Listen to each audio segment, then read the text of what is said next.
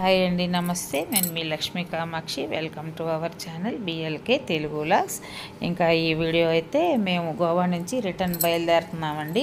Luggage అయితే ఫుల్గా పట్టుకెళ్ళాము. ఒక 15 days అయినా ఉందాము అనుకొని బయలుదేరాము. కానీ మేము ఒక 1 week అయితే ఉన్నాము, ఎక్కువ ఉండలేకపోయాము. అప్పుడు మేము వెళ్ళినప్పుడు అయితే ఫుల్ సమ్మర్ అండి. మే నెలలో భలే సెగలు ఉంటాయి అక్కడ. మేము కూలర్లు పెట్టుకున్నా కూడా అవ్వలేదన్నమాట, ఉండలేకపోయాం. ఏసీ లేనిదైతే ఉండలేకపోయాం. అంత చెట్లు ఉండి అంత బాగున్న గాలి అయితే లేదు అసలు. చూడండి, ఆ హౌస్కి ఇల్లు విశాలంగా ఉంటుందండి. చుట్టూతా చాలా ప్లేస్ ఉంటుంది, పెద్ద పెద్ద చెట్లు. నాకైతే భలే నచ్చింది, సూపర్గా నచ్చింది అసలు. మనము ఒక సిటీలో ఉన్నట్టయితే ఉండదు అది. మాకు ఒక పల్లెటూరు క్లైమేట్లో ఉన్నట్టే ఉంటుంది. ప్రతి ఒక్క ఇల్లు ఆల్మోస్ట్. ఇంకా లోపల ఎక్కడన్నా అపార్ట్మెంట్లు అట్లాగా ఎడన్నా ఉన్నాయో ఏమో తెలియదు, కానీ ఇక్కడెక్కడైతే ఒక 2-3 floors అలాగే ఉంటాయి. ఇంటి చుట్టూ చాలా ప్లేస్ వదులుకుంటారు. పెద్ద పెద్ద చెట్లు, రోడ్లకు కూడా ఆ సైడ్ ఈ సైడ్ చెట్లు మాత్రం కొట్టేరు, ఎక్కువ ఉంటాయి అన్నమాట. ఇంకా అందరం అయితే బయలుదేరుతా ఉన్నాము. టెంపో తీసుకొచ్చారు మా మధ్య. లగేజ్ అంతా అందులో పడేసుకొని, లగేజ్ అయితే ఒక్కొక్కరికి 2 బ్యాగులు ఉన్నట్టు వచ్చాయి అన్నమాట. మేము మనుషులను తక్కువ, లగేజ్ ఎక్కువ లాగా అయిపోయింది. వీటిని అన్నిటినీ మేము నెల్లూరు దాకా తీసుకొచ్చేసరికి మా తల ప్రాణం తోక్కొచ్చేసిందండి. అసలు భలే బాధపడ్డాము ఈ లగేజ్తో. ఎందుకంటే మాకు డైరెక్ట్ ట్రైన్ దొరకలేదు. డైరెక్ట్ ట్రైన్ అయితే ఇక్కడ ఎక్కేసామా ఒకేసారి నెల్లూరులోనో, కనీసం తిరుపతి దాకా కూడా డైరెక్ట్ దొరకలేదన్నమాట. హుబ్లీ దాకా దొరికింది. మళ్ళీ హుబ్లీ నుంచి తిరుపతికి ఒక ట్రైను, మళ్ళీ తిరుపతి నుంచి నెల్లూరుకి ఒక ట్రైను. మాకు బస్సులు, మా పాపకి అయితే బస్సు పడదని చెప్పి మేము ఇంక తిరుపతి నుంచి కూడా ట్రైన్కే బుక్ చేసుకున్నాము. అన్నీ మంచి సమ్మర్లో వెళ్ళొచ్చాం కాబట్టి అన్నిటికీ ఏసీ కోచ్ల్లోనే బుక్ చేసాము అనమాట. 2 tier ఏసీలో బుక్ చేసాము.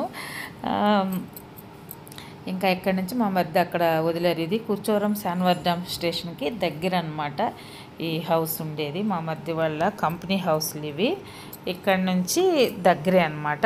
ఆ స్టేషన్లో మమ్మల్ని ట్రైన్ ఎక్కిచ్చేసి, ఇంకా టిఫిన్ కూడా చేయలేదు మేము. మార్నింగ్ అక్కడ స్టేషన్ కాడే చేద్దాంలే అని 8-8:30 అలాగా అవుతుంది. 9కే ట్రైను. కానీ మాకు అక్కడ బాగా లేట్ అయింది. ట్రైన్ 1 hour దాకా లేట్ అయిపోయింది. బయలుదేరుతా ఉన్నాము. ఇంక మేమందరం by by Goa, by by Goa అని చెప్పుకుంటున్నాము. బాధేస్తూ ఉంది. వచ్చేయాలంటే ఇంకా చాలా చూడాలనుకున్నాము మేము. అప్పటికే బోల్డ్ ఖర్చు అయిపోయింది, ఫుల్ అమౌంట్, చాలా ఖర్చు అయిపోయింది. ఇంకా ఉన్నామంటే ఇంకా డబుల్ అమౌంట్ అయిపోద్ది, అదొక టెన్షను. మళ్ళీ ఉండలేకపోయాం. సరేలే వెళ్ళాం కదా, ఎలాగో ఒకలాగా ఖర్చు అయినా పెట్టి చూసుకుందాము అనుకున్నా అక్కడ ఉండలేకపోయాం అన్నమాట. ఫస్ట్ ఆ సెగలికి ఉండలేక రిటర్న్ అయిపోయాం. చాలా దగ్గర చూడండి, దారి వీధి అంతా కూడా అడవిలాగే చెట్లు, ఆ చెట్ల మధ్యలో ఇల్లులు అలాగే ఉంటాయి. గోవా నేనేమనుకున్నాను, పెద్ద సిటీ అసలు అట్లాగుంటుంది ఇట్లాగుంటుంది అనుకున్నాను, కానీ అలాగనిపిలా. బాగా ఒక పల్లెటూరుకి వెళ్ళి, ఒక సముద్రం పక్కన పల్లెటూరులు ఉంటాయి కదా, అట్లాగా అనిపించింది.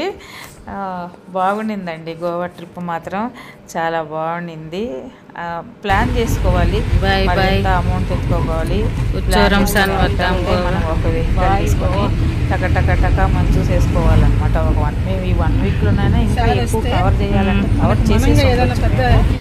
కానీ మేము తిరగలేకపోయాం ఫస్ట్. ఆ సెగలకి చల్లని టైంలో కూలింగ్ సమ్మర్లో కానీ, అలాగా వింటర్లో కానీ, రైనీ సీజన్లో కొంచెం లైట్గా వర్షాలు పడేటప్పుడు, అలాంటప్పుడు అయితే బాగుంటుందేమో. సమ్మర్లో వెళ్తే మాత్రం మనం ఎక్కువగా ట్రావెల్ చేయలేము. ఎక్కువ ఏమీ చూడాలనుకున్నా చూడలేము, మనం అలసిపోతాం. ఫస్ట్ కొన్ని చూసేసరికి ఇంకా ఈరోజు అంతా రెస్ట్ తీసుకుందాంలే అనిపిస్తుంది. టైం కూడా వేస్ట్ అయిపోతుంది. లేకపోతే 4-5 daysలోనే చాలా చుట్టేయచ్చు మనకి, చల్లగా ఉంటాయి అన్నమాట. ఇంకా ఇది రైల్వే స్టేషను. మేము ఉండే దగ్గర చెప్పాను కదా, కూర్చోవరం శాన్వార్ డ్యామ్ స్టేషన్ అనమాట. ఇక్కడ మోసుకోవాలి ఇప్పుడు ఎక్కిచ్చారు మా మధ్య అయితే. ఇప్పుడు మేము ట్రైన్ మాకు ప్యాకెట్లు ఇచ్చాడు ట్రైన్. బ్యాగులన్నీ ఎక్కించడానికైతే పాపం మా మధ్య నెల్లూరులో కింద దాకా రావాలా కదా, వాళ్ళని ఒక 2-3 తీసుకొచ్చారు అబ్బాయి. ఆ లగేజీలన్నీ మళ్ళీ మేము పెట్టుకోలేమేమో అని చెప్పేసి అయినా కూడా మాకు ఒక వింత జరిగిందనమాట ఈ రైల్వే స్టేషన్లో. మాకు మామూలుగా అది A1 A2లు అలాగ ఉంటాయి కదా, ఫ్రంట్ ఉంటుందిలే. మాకు ఫోన్లో ఏమో మా మరిదికి ఫ్రంట్ చూపిస్తూ ఉన్నది, మేమందరము ఫ్రంటే ఉన్నాము, కానీ అవి బ్యాక్ ఉన్నాయి. మళ్ళీ ఇక్కడి నుంచి అక్కడికి వెళ్ళే లోపల అది పెద్ద ట్రైన్, ఆ లాస్ట్కి వెళ్తే ట్రైన్ వెళ్ళిపోద్దని ఏదో ఒక బోగీలో ఎక్కేసి నెక్స్ట్ స్టేషన్లో కొంచెం ఎక్కువసేపు ఆపుద్దంట. అక్కడ మారుదురు లేవదిన ఇక్కడ ఎక్కండి అన్నారు. మా మరిది కూడా ఎక్కేసి పాప మాస్టర్ ఇంజనీరింగ్ అదంతా వీడియో తీలో భలే టెన్షన్ పడిపోయాము. ఆ పక్క స్టేషన్లో దిగినాక అక్కడ వాళ్ళ ఆఫీస్లో వాళ్ళని ఇంకా ఒక నలుగురిని, అంటే అక్కడ దగ్గర కూడా వీళ్ళు వర్క్ చేస్తూ ఉంటారనమాట, వాళ్ళని పిలుచుకొచ్చి మా లగేజీలన్నీ తీసుకొని పోయి మొత్తానికైతే నెక్స్ట్ స్టేషన్లో ఎక్కించారు. ఇంకా అప్పుడు కానీ మేము హాయిగా పండుకొని మేము టిఫిన్ చేసేసరికి 11-11:30 అయిపోయింది. మంచి ఆకలి.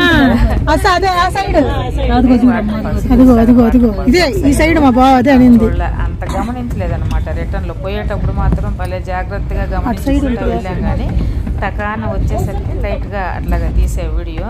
చెప్పాను కదా, హుబ్లీ టు గోవా అయితే మాత్రం జర్నీ సూపర్గా ఉంటుంది. ఈ జర్నీ ఏమంటాము, రైనీ సీజను వింటర్లో చేయాలి. అందులో రిజర్వేషన్ మామూలు స్లీపర్ కోచ్లో ఎక్కాలన్నమాట, ఏసీలో ఎక్కకూడదు. అప్పుడు కిటికీలు తీసుకొని ప్రకృతిని బ్రహ్మాండంగా ఆస్వాదించవచ్చు అనమాట. అది అలాగా అన్నీ మాట్లాడుకుంటూ వచ్చేసాము. ధార్వాడ్ స్టేషన్ ఇది. దీని పక్కన ఇదే వెళ్ళిపోయాక హుబ్లీ వస్తుంది. ధార్వాడు హుబ్లీ ట్విన్ సిటీలా హైదరాబాదు సికింద్రాబాద్ ఎలా ఉంటాయో అలా ఉంటాయి, పక్కన ఉంటాయి అన్నమాట ఈ రెండు సిటీలు. ఇది వచ్చిందంటే ధైర్యం అనమాట, హుబ్లీ కూడా వచ్చేసిందిలే అనేసి. అయితే ఈ హుబ్లీలో ఒక పెద్ద తమాషా అనమాట. మాకు 7వ నంబర్ ట్రైన్ ఆగిపోయింది. ఆ 7వ నంబర్ నుంచి 1వ నంబర్కి వెళ్ళాలి. మా లగేజీలు అయితే ఫుల్ ఉన్నాయి. మేము ఎలాగో మోసుకొని వెళ్తాంలే అంటాం. పాపము రైల్వే కూలీలు ఉంటారు కదా, వాళ్ళైతే అమ్మ మీరు మోసుకెళ్ళలేరు, చాలా దూరం ఉంటుంది అంటే వాళ్ళు చాలా అడిగారు, 400-600 అడిగారు. అంతైతే మేము ఇవ్వంలే, మేము మోసుకెళ్తాంలే అని చెప్పేసామన్నమాట. ట్రైన్ టికెట్ అంత అడిగారు అని, అమ్మ చాలా దూరం ఉంది అని అంటే సరేలే ఎంతకో మళ్ళీ ఒక 200-100 తగ్గించారు. వెళ్ళాము. వెళ్తూ ఉంటే వస్తూ ఉంది, వెళ్తూ ఉంటే ఫస్ట్ ప్లాట్ఫారంలో అంటే వాళ్ళకి తెలుసు అనమాట. మళ్ళీ తిరుపతి నుంచి మేము హుబ్లీ నుంచి తిరుపతికి వెళ్ళే ట్రైను ఫస్ట్ ప్లాట్ఫారం మీదే ఆగుద్దంట. అందులోనూ ఆ ఫస్ట్ ప్లాట్ఫారంలో వెయిటింగ్ రూమ్లు ఉన్నాయి, ఏసీ వెయిటింగ్ రూమ్లో. మేము వెళ్ళింది మంచి సమ్మర్, మే నెలలో వీడియోలు అనమాట ఇవి. మే నెలలో వెళ్ళాం కదా, అప్పుడు ఫుల్ సమ్మరు, అసలు భలే సెగలు, మామూలుగా కూర్చునే పరిస్థితి కూడా లేదు. అందుకని అక్కడ మనిషికి ఛార్జ్ చేస్తారనమాట ఏసీ రూముల్లో, అవి ఉంటాయి. ఫస్ట్ ప్లాట్ఫారంకి వెళ్ళండి అని మా మరిది ముందే అన్నీ మాకు చెప్పి మధ్యలోనే మాకు ఫోన్లు చేస్తూ ఉన్నారనమాట. ఇది అండర్ గ్రౌండ్లో వస్తుంది. ఇలాగా వెళ్తే అటు ఇటు ఏమంటాం కదా ప్లాట్ఫారాలు ఎక్కేదానికి చూడండి. హుబ్లీలో ఇది సూపర్గా ఉంటుంది అనమాట, అండర్ గ్రౌండ్ ప్లాట్ఫారం అంతా లోపల. ఇక్కడి నుంచి మనం వెళ్ళాలి. ఎంత మేము అప్పుడు అనుకున్నాము, పాపం వాళ్ళకి మనం ఇచ్చింది ఏమీ లాస్ కాలేదు, చాలా దూరం ఉంది, అంత దూరం మనం మోసుకురావాలంటే ఈ లగేజీలు అంతా మోసుకురాలేము. వాళ్ళు ఫ్రంట్లో వెళ్తున్నారు చూడండి, ట్రాలీలో పెట్టుకొని తీసుకెళ్తూ ఉంటారు. ఆ ట్రాలీలో పెడితేనే పాపము అంత దూరం అనిపించింది. మేము నడుచుకుంటా, మాకైతే కాళ్ళు అయితే భలే నొప్పులు పుట్టాయి, అంత దూరం నడిచామన్నమాట. ఫస్ట్ ప్లాట్ఫారం మేము తిరుపతి నుంచి హుబ్లీ గోవా వచ్చేటప్పుడు ప్లాట్ఫారం ఆగాం కదా, ఆ ప్లాట్ఫారం మీదకి రావాలన్నమాట. అక్కడ వెయిటింగ్ రూమ్లు ఉంటాయి, ఇక్కడి నుంచి వెళ్ళాలి. ఇక్కడ ఈ వెయిటింగ్ రూమ్లు ఒకవేళ ఎవరికన్నా ఇన్ఫర్మేషన్ కావాలంటే కూడా నేను చెప్తూ ఉన్నాను. ఏసీ వెయిటింగ్ రూమ్లు ఉంటాయి, మనిషికి 20 రూపీస్ పర్ అవర్. ఒక 1 అవర్కి గంటకి 20 రూపాయలు తీసుకుంటారండి. చాలా నీట్గా ఉంటాయి. మేము 3 o'clock ఏమో వచ్చాం హుబ్లీకి, మాకు మళ్ళీ 7:30కి ట్రైను. అప్పుడు 4, 5, 6, 7 4 అవర్స్ ఉండాలి. మనిషికి ఒక 100 రూపాయలు అవుతుంది అంతకైతేను. ఫ్రెష్గా అసలు స్నానం చేయాలనుకుంటే కూడా స్నానం చేయొచ్చు, బాత్రూమ్లు నీట్గా ఉంటాయి, అన్నిటికీ చాలా బాగుంటుంది ఆ వెయిటింగ్ రూమ్లో అయితే. మామూలు వెయిటింగ్ రూమ్లో అయితే ఇంత నీట్గా ఉండదు. ప్లస్ బయట బాత్రూమ్లకు వెళ్ళాలంటేనే 10 రూపాయలకి ఛార్జ్ చేస్తూ ఉన్నారు.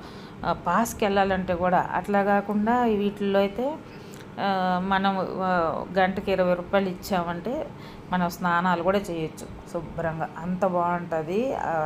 అది ఒకవేళ ఎవరికైనా తెలియదేమోనని నేను చెప్తున్నాను. ఫస్ట్ ప్లాట్ఫారం మీదే ఉంటాయి ఇవైతే. మేము పోతూ ఫుల్ ఆకలి ఇంక 3 అయిపోయింది. ఈ ప్లాట్ఫారం మీదే హోటల్ చూడడానికేమో భలే ఉందన్నమాట. ఇక్కడే తిందామమ్మా, హోటల్ భలే ఉంది, మళ్ళీ బయటంతా ఏడబోతాను. మా వారు అన్నే అన్నారు ఫోన్ చేసి, బయటకు వెళ్ళండి, ఆడ బాగుండదు, బయట మంచి హోటల్స్ ఉంటాయి, అక్కడ తినండి అని. ఇది చూడడానికైతే భలే బాగుందిలే, ఇక్కడ తిందాంలే, ఓపిక లేదు మాకు, వెళ్ళి అక్కడ తినేసి వచ్చేంత ఓపిక లేదు అని అనుకున్నాం. ముందు బ్యాగులన్నీ ఇక్కడ పెట్టేసి వెళ్దాము అని. చూడండి మా బ్యాగుల ట్రాలీలో ఇలాగండి సోఫాల్లాగా బాగుంటాయి, మనం పడుకోవచ్చు, కూర్చోవచ్చు, టీవీ ఉంటుంది, బాగుందా ఏంది అన్నీ చేసేయచ్చు. ఆడన్నీ పెట్టేసాము, వాళ్ళు సేఫ్టీగా కూడా చూస్తారు మన లగేజీని. ఇక్కడికి వచ్చాము భోజనం చేద్దామని. చల్లగా ఉంది ఆ భోజనం అయితే. అసలు 140 రూపాయలు ఛార్జ్ చేశారు, ఒక్కొక్కరికి 140 రూపాయలు చేశారు. 2 చపాతీలు పెట్టారు, అంత అన్నం పెట్టారు, ఒక కుర్మా లాంటిదో పప్పు పెట్టారు. ఇంత దరిద్రంగా అసలు నేను కానీ చెప్తున్నానండి, అసలు హుబ్లీలో రైల్వే స్టేషన్లో మాత్రం తినకూడదు.